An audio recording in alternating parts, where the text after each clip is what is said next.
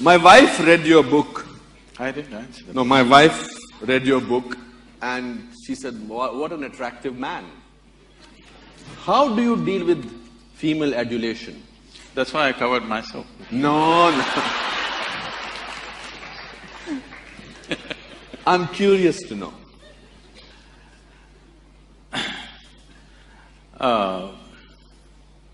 The thing is, this is a very human ailment that all the time we have to recognize people by their gender.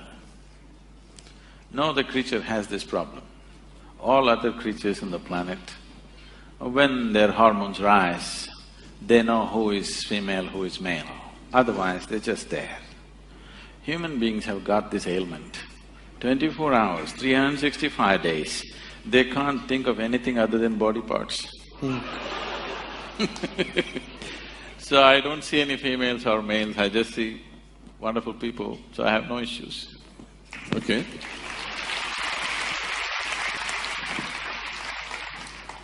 There's a very intriguing… people make these great prophecies about world coming to an end, etc.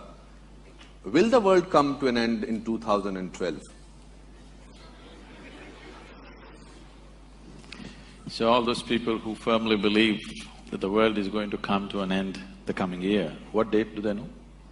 We are in September 20… No, do they know what date it will come? No date mentioned. There was a date mentioned last year. Okay. We've crossed that, thank God. What I would tell them is, we have a lot of work to do. I have lots of work to do.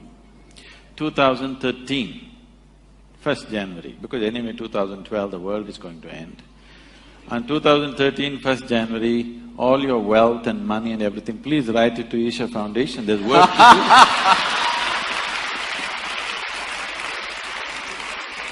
do. The world is anyway going to end, what are you going to do with your money? So for them this is just an entertainment. They don't believe enough to give away everything and get ready. They just want to play with it. All vain minds are always looking at prophecies. They're looking at predictions because they don't have a plan for their life. Those who are incapable of making plans always fall back on predictions and prophecies. Yeah, but I will just request to give me 2% of that money that goes to your foundation. Why have you named your foundation Isha Foundation? I have no idea. The name, you mean? The name Isha Foundation. The word Isha literally means that which is in charge, or that which is the source of creation, or unmanifest or formless divinity is referred to as Isha. If you give it a form, it becomes Ishwar. So, the yogic system is not looking at form. We are not against forms. We can use forms as a part of our growth. But essentially, the existence, the whole existence, if you look at it, not a single piece of creation, not a single atom in the existence can happen without the hand of the Creator in it. So, the forms are there. Every form can be seen as divine, but essentially it is formless. So to attain to that, the yoga is the method to attain to that.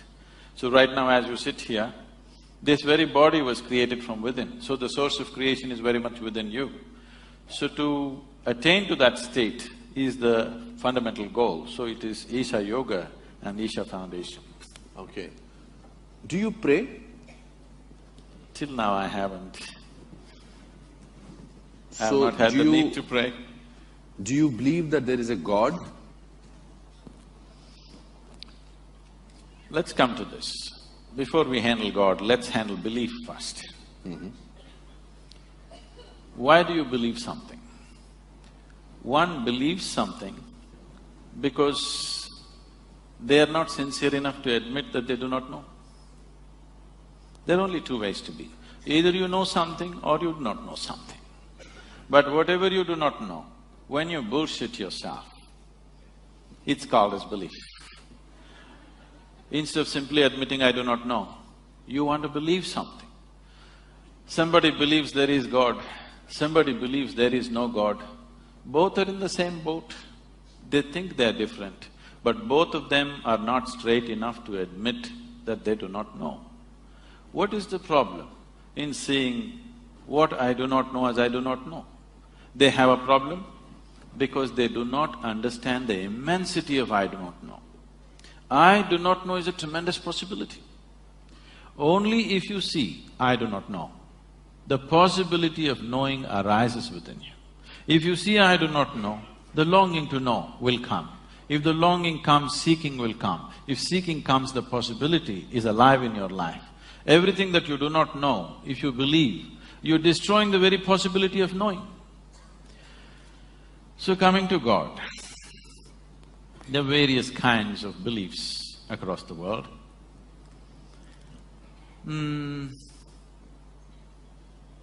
It's like this. There were two young boys, very energetic. When young boys are very energetic, they tend to be constantly in trouble, you know. So these two kids are always in trouble, two brothers. The parents are very embarrassed that the whole neighborhood is discussing their children. They want to fix them. It's easy to reproduce, but you don't know how to fix your children, do you?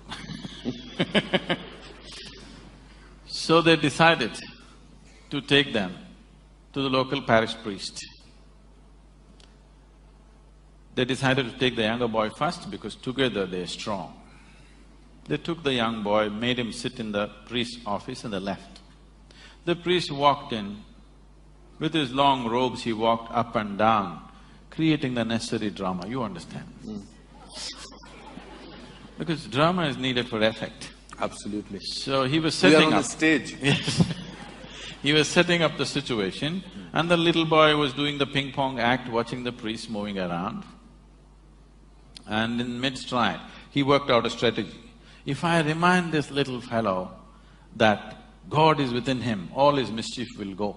This is the whole problem. People who have never raised children, they have fabulous ideas about how to do it. People who have raised children, they know no damn idea works. If you have the love and commitment, you wait out the problems, otherwise you suffer. That's all there is. But I think maybe when people are enlightened, they don't think that there is a God existing. No. There are people who are not enlightened. There are people who don't have enough money to sort of… they have to depend on somebody. They say that… Let me finish the joke. Sorry? Let me finish the joke. Okay. My problem is that I can't hear you what you are saying. There is something with with the speaker. The monitors, please, if you can do something. No, I need to do something about this because I'm not able to hear what you are saying. Okay. So, I don't know how do we go about it. Some speaker has to turn this side so that I can hear what exactly are you saying. So is there anybody from the technical team who can do that? Turn the music monitors this side, please. Yeah, is it good? Hello? Yeah. Yes. Thank you. Thank you, sir. So the priest worked out a strategy, how to get the mischief out of this boy. He thought if he reminds him God is within him, all the mischief will go. So he stopped mid-stride and in a booming voice he said, "Where is God?" The boy looked bewildered, looked all over the office because if God is, he must be somewhere in the priest's office. So then the priest saw the boy not getting the point. So he leaned on the table. He wants to give him a clue. So pointing at the little boy, he asked, "Where is God?" The boy looked even more bewildered and looked under the table. Then the priest thought, okay, he's not getting it, he wants to give him a proper clue. So he walked around the table, came to the boy, tapping on the little boy's chest. He asked, "Where is God?" He's telling him it's here. The boy just got up and bolted out of the room, ran to the place where his elder brother was, and he said, "We are in real trouble." The brother asked, "Why, what happened?" He said, "They lost their God and they think we did it."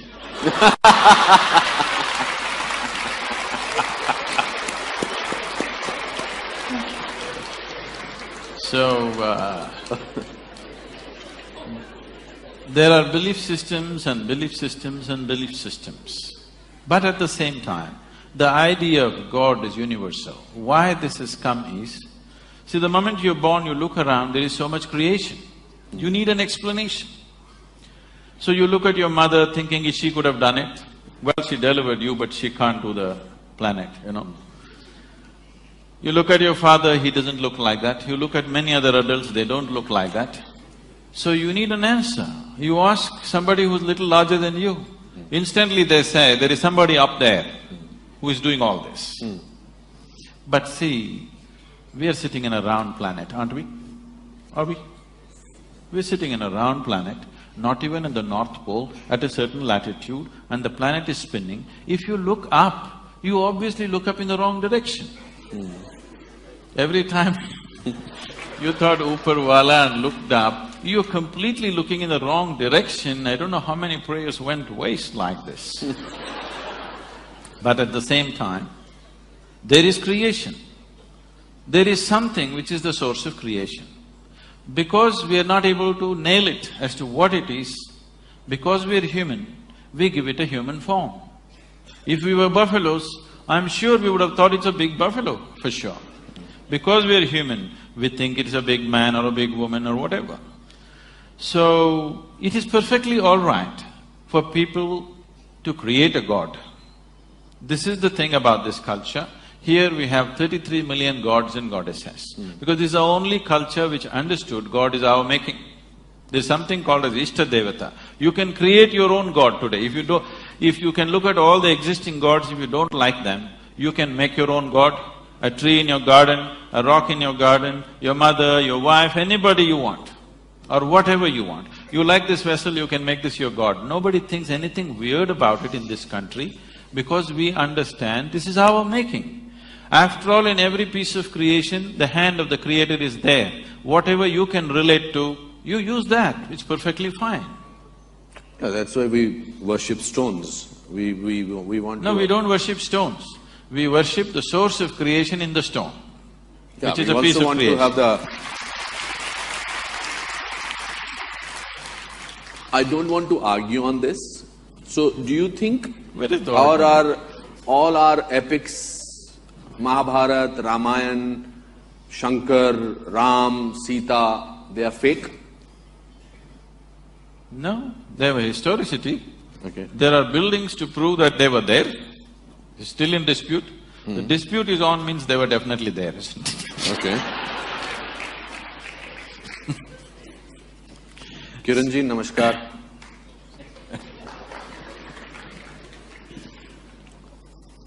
No, I will still want to probe a little further on this topic. We have major mandir, masjid issue, Ayodhya issue, etc. We are still fighting about that. So, why is all that fighting going on? If there is no God, or if there is a I did not belief. say that. No, you said there is a belief, people needed somebody as a belief of God. All the fight in the world is not between good and evil as people project it to be. All the fight in the world is between one man's belief versus another man's belief. If you saw, I really do not know, you wouldn't fight with anybody. Because you believe one thing and somebody believes something else, you're invariably going to fight today or tomorrow. It's just a question if you can manage them for some time. Someday it'll spill out on the street. So, it is time. See, there was a time when people worked with the instrument of belief, when the human intellect was in a certain way. Today it is time, there is substantial intellect on the planet. Today it is time that we establish a certain level of seeking in a human being rather than just pumping him up with belief. Why do people believe you? Who said they believe me? This is a huge full house. No, they're looking… Everybody is they're clapping. Sitting there evaluating every word that I say. I don't think they believe whatever I say. To me, they look smart enough to understand and evaluate. I have performed in this auditorium, it's never been so full. So there has to be some in their belief in you which makes them look up at you. Why do they trust you? Why do they believe in you so much? Now let's take off the word believe. Yes, they trust me. Okay, I mean my word may be different, but I think it is belief. Do you think it is belief also?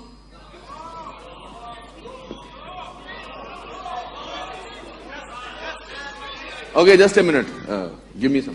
People who think over here that you have full belief in Sadhguru, raise your hands. There are some people, okay. Okay, Kiranji is also one of them. Do you think that Sadhguru has powers which you don't have? They can't ride a motorcycle like me, I'm sure. What are those powers? What makes you different? What makes you special? What makes Pallavi Gupta writing a book on you and calling it you? What makes her change her life? What makes people over here, so many people I know who will not come to a function like this, they are here and they are here on time. What is it in you that makes you different? Because they know if they don't come on time, I won't let them in. But they dare not do that. So what makes you different? Also, I read in the book that at the age of 9 or 10, you wanted to find out things. You caught hold of snakes, you went into the darkness, you went into the cycle and you wanted to see whether the cycle, you fall down from a ditch. Today, if any 10-year-old child will start doing it, he said, I'm going to ape Sadhguru because he did that. I don't think any of the mothers are going to let them do that. So what is it which is so special about you? It is not special. It is just that, there was a time when we were promoting Isha Yoga, we used to print a brochure and it said, ordinary to extraordinary. Okay. So they come day 1, day 2, day 3, and we are teaching them some basic fundamentals of their life that they've missed, for sure, simple things. And then they asked Sadhguru, you said you will become extraordinary. We thought we'll become extraordinary or we will become special. I said, I never said you will become special, I said you will become extraordinary. More ordinary than others. Everybody is desperately trying to be special. When you don't try to be special, when you just live as life is, that you don't try to make yourself special, because wanting to be special is coming from a certain an emptiness or a certain inadequacy within a human being. Where is the need to be special? Every human being is unique in his own way. If he tries to be special, he will only end up aping somebody, he will not be himself. So, when the life is unique, every leaf on the planet is unique, every atom in the existence is unique, where is the need for you to be special? Being unique is better than being special, isn't it? So what is different? It is not a question of something being different, it is just this. See, the very nature of the existence is like this, the very nature of what's happening around you is like this. If you convert food, if you convert mud into food, we call this agriculture.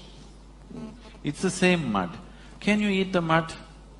Can you take it on your plate and eat it? No.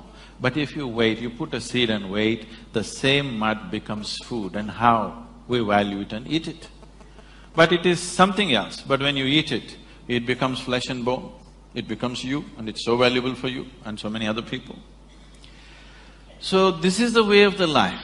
What is filth will become a flower, if only you mature it in the right direction. This flower, its beauty and its fragrance comes from filth. The more filth you put at the root, better the flowers will grow. So, the question is not about what is different, the question is not about what is special, the question is just about, will you allow yourself to mature or will you let yourself just roll in filth? You have not yet answered my question. I feel that it's important for me to know. Yes, right now. What is unique about you? What you said is fantastic, because that's what we all know means. No, why is it that we've kept the flowers here, not a lump of earth? Simply because it's the same thing, but it's flowered, that's why you keep it here. That's all with me. So, you do admit that you are special? I have flowered, not special. Okay, let's not go by the words. You're waiting, others are still waiting. So, when did you feel that you were different, unique, special, whatever word you want to choose? When did you feel, at what stage of your life you felt that you wanted to share your knowledge with the people? And when did you feel that you want to tell the people that there is something ordinary and there is something extraordinary? See, it's like this. When I was 3.5, 4 years of age, I realized one thing, that I do not know anything. I just do not know anything. To such an extent, if somebody gives me a glass of water, I keep staring at this water for 3-4 hours at a stretch. If I find a leaf, I'm looking at it for 6-7 hours at a stretch. If I sit up in the bed staring at the darkness, I sit like this the whole night. Now, what is happening with me is just this. I do not know what water is. I know that if I drink it, it'll quench my thirst. But even today, do you know what water really is? You do not know. With all this science, have we understood even a single atom of creation in its entirety? We have not. So if I look at the water, I still do not know this, so I did not know how to shift my attention to something else. I would just be stuck with this. In this condition, they sent me to school. Yes, I read that quote about you going to the school. So I went and stared, paying absolute attention to the teachers. The kind of attention nobody would have paid them, total attention. Initially I heard their words, I understood what they were saying.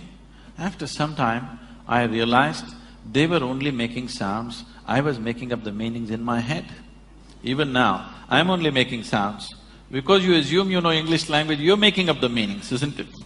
I am trying to. If if I suddenly speak in Tamil or Telugu or something, I would be just making sounds as far as you're concerned.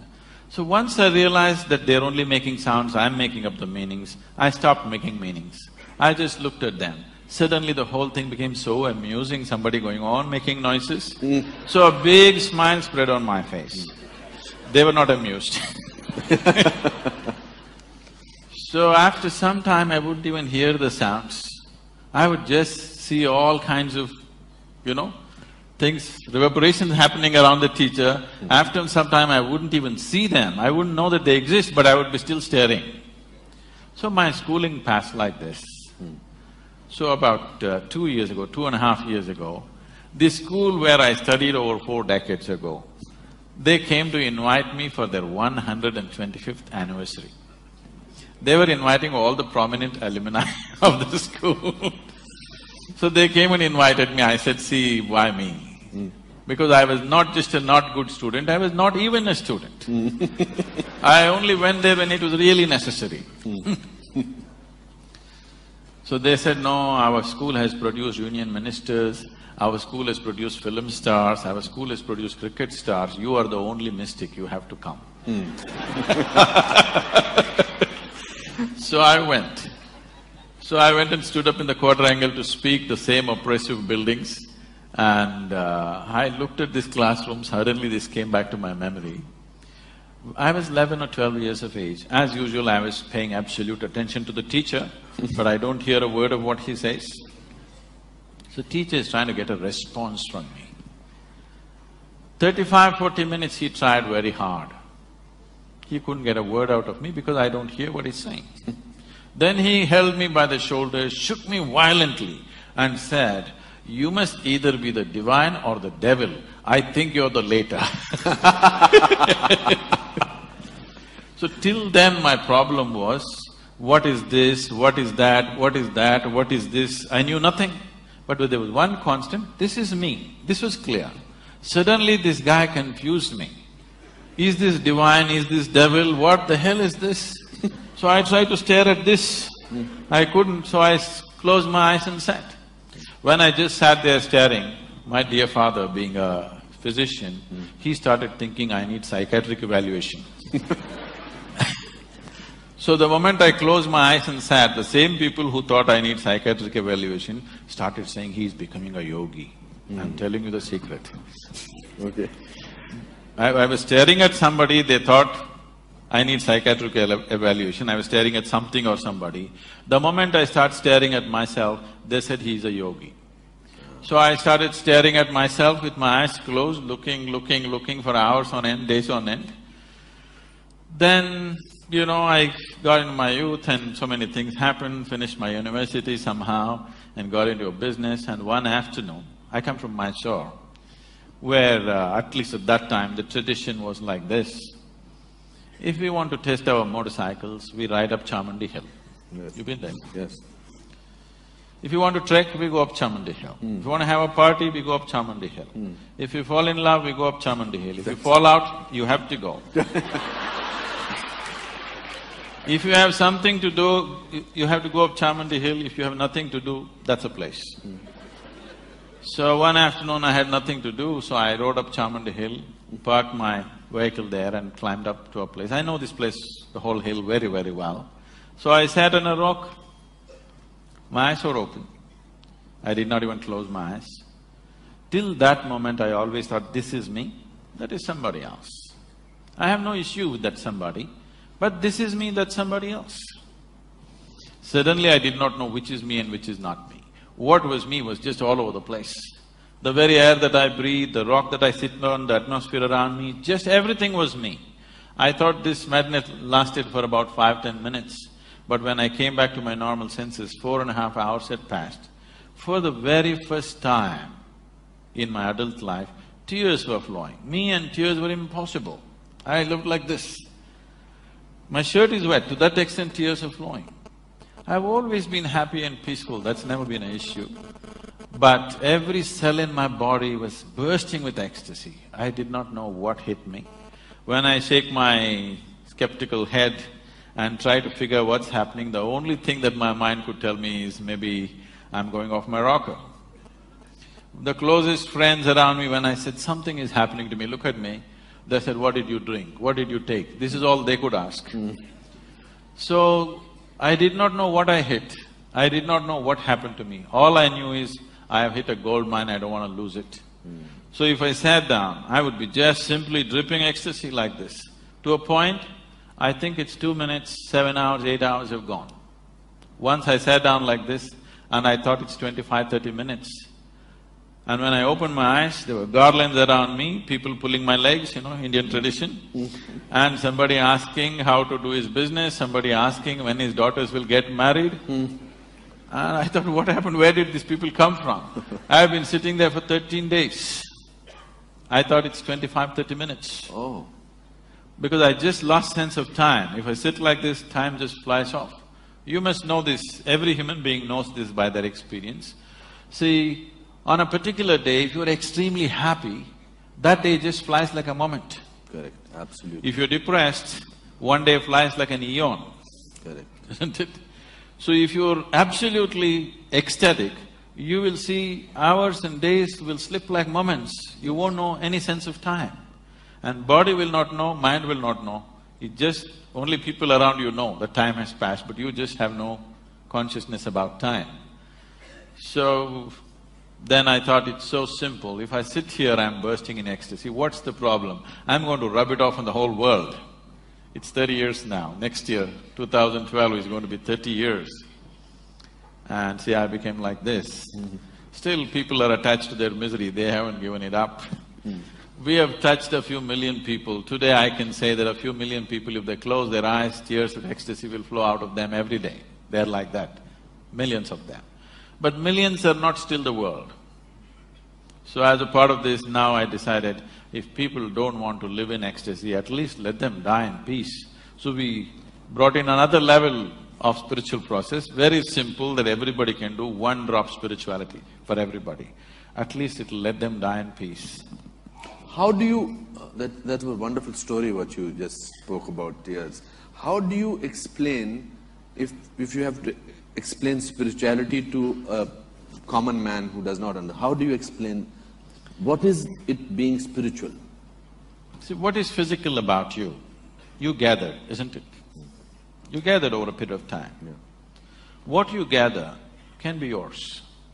I'll not dispute that now. Okay. But it can never ever be you, isn't it? Okay, if you can simplify that for me. See, right now, as I'm speaking, I take this vessel and say, this is my vessel. all of them will think, oh, Sadhguru's got a problem. But I have a reputation of being wise, so they will wait. Let's see. But after some time I say, this is me, then they'll say, let's go. Because this is a clear sign of insanity. This is happening to you every day. See now that water, is that you?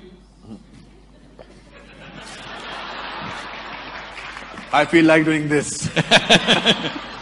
That water, it's not you, but you drink it and it becomes you, isn't it? So what is not you is becoming you. What is not you cannot become you. You believe it's become you. Okay. How many… Sorry, you were about to say something. Now what you gather, you can claim it's mine. But if you say it's me, it amounts to madness, isn't it? If I say this vessel is me, it amounts to madness. This vessel also was dug out of this planet, this also was dug out of this planet, isn't it? But you saying this is me, is it any better than me saying this is me? It's not any better. It's just that because we are in a democracy, the majority is with you, so you win. Correct, absolutely. So, why are people unhappy? Huh? Why are people unhappy? People are unhappy because they have not taken charge of the fundamental instruments of life that's given to them. It's like this. See, your system is made in such a way, this is the most sophisticated machine on the planet, yes? Yes. Human mechanism is the most sophisticated, complex machine on the planet. This is the gadget. People have not paid any attention to it. If it seems the cell phone companies in the country did a survey 2 years ago and they found, at least one company did, I think, they found most people are using only 7% of the capabilities of an ordinary cell phone. I'm not talking about a smartphone that you're using, the dumb phone. They're using only 7% of that. If you're using only 7% of an average phone, this gadget, which produces that gadget, what do you think is the percentage that you're using? It's way below 1%, I'm telling you. What it means to be human has not even been attended to. People have not even looked at it. They're just busy wanting to become something, not realizing who they are. When the very source of creation is throbbing within you, there is an intelligence here, there is a competence here that if you give it a piece of bread, it will transform it into a sophisticated machine. When such an intelligence exists within you, when such a competence exists within you, what the hell are you trying to become? If even a drop of this intelligence enters your daily life, you will live magically, not miserably. So misery is not a product of Mumbai. The misery manufacturing machine is not in Mumbai. The manufacturing unit is in human mind, because they have not made any attempt to understand how it works. They have not paid any attention. They're paying attention to everything around them, not to this one. But this is the greatest happening right now, isn't it? The greatest happening in your life is that you're alive and throbbing right now. Isn't this the greatest thing? Everything else is secondary, isn't it? I completely believe it. You see, in Greek theatre, they said that fate, Kismat played a very important role in your tragedy. But in modern tragedy, they say human beings are responsible themselves for tragedy. There's nothing modern about it. In this culture, we always said your life is your karma. When we said your life is your karma, what it means is, karma means action. Whose action? My action. So when I say life is your karma, we are saying your life is your doing. This is the only place on the planet where we have always told you, your life is your making. Your life is not God's making. Your life is your making. When we say it is your karma, we clearly telling you your life is your making. So right now, your experience of life, whether you experience joy or misery, it happens from within you, isn't it? At least what happens within you must be determined by you, isn't it? What happens around you? Too many people are there, you have to take their help. But what happens within you must be determined by you. If you're miserable, what it means is, even what happens within you is enslaved to something around you. And people think it's normal. It's not normal, it's just insane. Only thing is you gather numbers. You understand? You gather numbers. In an asylum, the insane people look right. They're right, isn't it? See, it is all happening from within you. Both misery and joy happening from within you. If it's happening from within you, why is what you want not happening? If what you wanted happened to you, would you choose misery or ecstasy? I'm asking you. For sure, pleasantness or unpleasantness, at most pleasantness, at least for yourself. What you want for your neighbor may be debatable. What you want for yourself is the highest level of pleasantness, isn't it? If it's not happening, it is not because of this and that. It is just that your body is not taking instructions from you, your mind is not taking instructions from you, your emotions are not taking instructions from you. Nothing in this is taking instructions from you.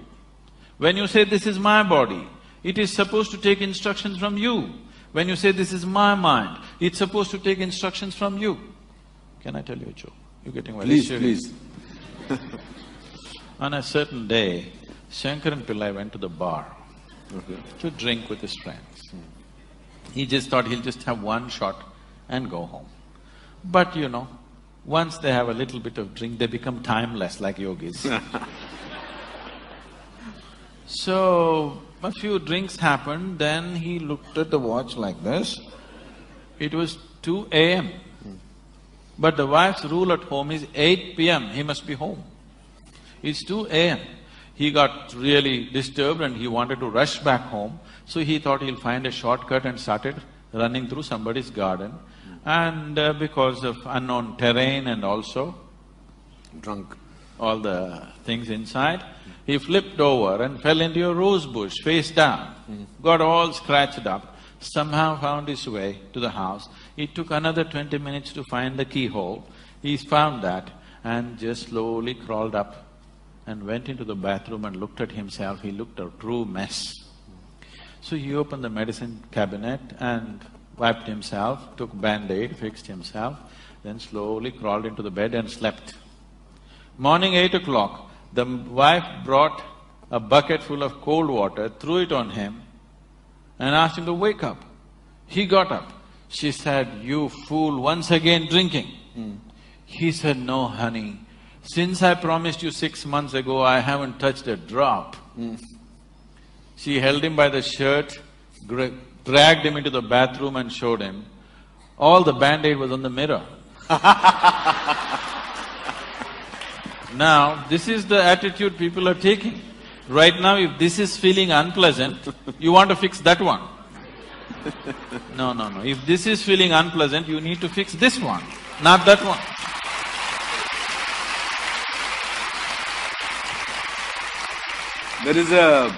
There is a beautiful shairi on this, what you narrated just now. I must share it with me. It says that umr bhar यूं ही गलतियां करते रहे, उम्र भर यूं ही गलतियां करते रहे, धूल चेहरे पर लगी थी, हम आईना साफ करते रहे.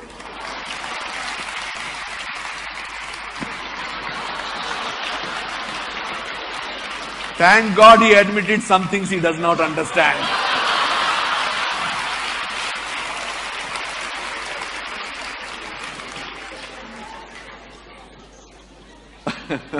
It's a language, not the poetry.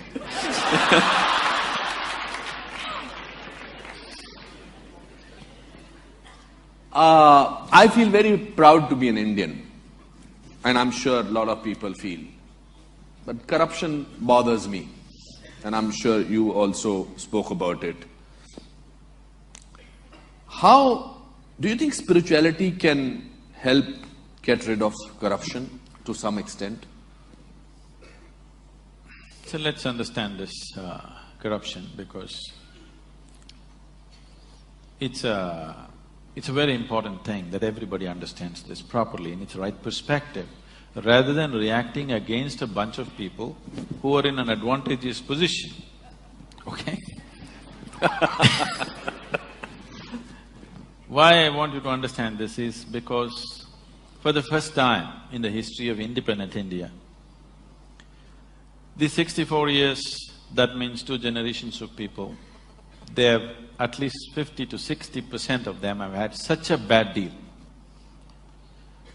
Today, you and me will talk all this and go home and eat well. Correct. There's a whole bunch of people, almost 400 million people, who cannot do that. So, if we handle the next 5 to 10 years right, we can change that. It's a tremendous possibility which is on our threshold. There's an economic possibility sitting on the threshold. If we conduct this right, we can change their lives. Those people who have not eaten properly, those children who are malnourished, which have the highest level of malnourishment, those who are not educated, those who don't have opportunities, those who are in that horrible social and economic pit, their lives can change in the next 5 to 10 years if we conduct our act right. Every Indian should understand this. It is not just about economy means stock market. It is about hungry people who will have food on their plate. Economy does not mean stock market, economy does not mean foreign cars coming into India, economy does not mean you wear better clothes or this and that. Improving economy means there will be no hungry children in the country, which is something all of us should do something about. And that possibility is being jeopardized. Wherever I go, I speak to various economic and political leaders around the world, everybody says, we want to come to India, India is a big possibility, but the humiliation of corruption, we can't bear it.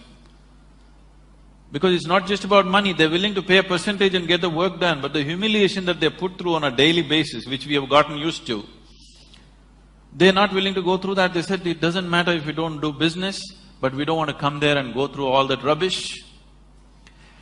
So, this possibility is being jeopardized by a handful of people, or it is wrong to say it's a handful of people, it's a nation full of corruption. Correct. Because how many people in Mumbai streets, if there is no policeman, will stop at the red light? I think only 10% will stop. So these 90% are corrupt people. If you make them the chief ministers and prime ministers, you know what they will do? So instead of just calling it by one bad word called corruption, we need to understand, we as a society are trying to move from a feudalistic way of managing our lives to a democratic way. The democratic way has still not sunk into us. Suppose you become the chief minister of this state. Your relatives and your friends will expect that you do something for them. If you become the chief minister and you're very strict and you will not yield to any nepotism, they'll think, what is this? He's my brother, he became chief minister, look at him, he doesn't look at me. He does not understand you're being straight, you're doing something for the country. So I am saying in our psyche, we are still feudalistic in nature, but we are trying to run a democracy. Democracy will not happen with an active sense of education as to what is democracy, what is the power of democracy, what it means, what is the responsibility of living in a democratic society. This has not been done. We just took democracy from the British and we think if they just put their vote and get their fingers dirty once in 5 years, everything is settled. No, we have not educated people. We are still a feudalistic society acting to be democratic. So, many people, the corrupt people, the very, very corrupt people in the country, I have met them, they're bewildered. Why are people upset? I'm only doing for my family. This is just a little bit of misunderstanding about Einstein's theory of relativity. You know, Einstein said everything is relative. They misunderstood relatives are everything.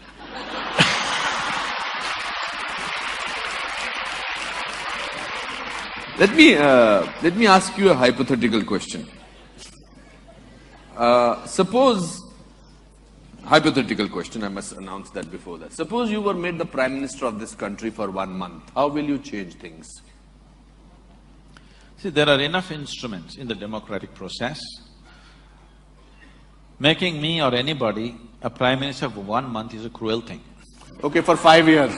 Yes. So you admit that 1 month is not sufficient? No, because 1 month is a very cruel joke. It doesn't matter who comes to power for 1 month, he can't do anything in a nation as diverse as India. To get this nation moving, you need to understand this. You cannot move this nation with policy, with rules. You can only move this nation When anything that you want to achieve in this country, you make it a movement.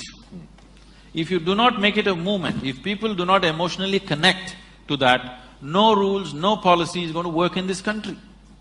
It is only people who have been implanted from somewhere, who have not grown up with Indian people, who do not understand this. They think if you make a rule, everything is going to work. This is not Switzerland. If you announce on the notice board, everybody will follow. Here you have to make a movement out of it. You have to make people connect emotionally to what needs to be achieved. If you are not able to do that, nothing is ever going to happen. So, whoever becomes the Prime Minister, I don't want to imagine myself there. Okay. What do you think should be done? It can be very easily done. There are examples of states which are going leaps and bounds ahead. If you saw Bihar just 10 years ago, it was just… I've driven through Bihar just wanting to see what Bihar is. It just looked like Afghanistan, large parts of it. Correct. Today things are happening. Absolutely. Wonderful things are happening. Just one man. Things are happening in Gujarat, just one man. Absolutely. So can't we produce 25 men or women like that in this country for every state? Are we so impotent that we cannot produce 25 human beings with some integrity who will do something straight for this nation? And today you don't have to do much. India is sitting on a boom time. You just have to manage a few things and let it happen, that's all. You just have to see that economic process do not go out of control. You just have to manage that, you don't have to do anything. It's boom time, the whole world is looking towards you. The only two economies everybody is banking on is right now China and India. India is better equipped because it's a democracy, because all the numbers are scrutinized, but what is in China cannot be scrutinized, so many people are very suspicious and fearful because it's supported by the government. India has a proper corporate structure, India has a reliable stock market which is a reading, Indian market is open, you can study what you want, you know where you're putting your money. So definitely India would be a natural destination for every investor in the world. Only thing is they're afraid of our… System. Corruption, not the system. They like our system. Our corruption… Corrupt system. System is not corrupt. Corruption. Corruption. The reason it's the people who are manning it. He has a way of making me say things that he wants me to say. No, the people who are manning it. People who are manning it are the problem. But how do we find them? You mentioned two states. You mentioned Gujarat and you mentioned Bihar. And strangely, they are not the states which we have in the center. So how do we… are we politically corrupt, politically completely bankrupt? How do we do that? No. It is only because common people are not participating in the democratic process. Yes. Participating in the democratic process does not just mean once in 5 years you cast your vote. Most people don't even do that. But I'm saying even if you do that, that is not enough. Democracy is an active sport, it's not a spectator sport. You can't sit back and say, let somebody do democracy. Democracy means you are the boss, you can't sleep on it. You have to be active to everything around you. If you do not bring that consciousness in people, that awareness and activism in people, it'll not work. At the same time, for everything you protest, for everything you call a bandh, for everything, it's our culture. People have understood the technology of how to stop the nation, bandh, hartal. But how to run the nation, it's a different technology. If you want to become a neta tomorrow, you don't have to create anything, do you understand? All you have to do is, I'm sure you have enough fans in Mumbai, take 1,000 people and block the ceiling. It's a new road. That's it. Just block it, you will become a neta. You don't have to build the ceiling to become a neta. If you build, you will be in lots of trouble. If you block it, you are there.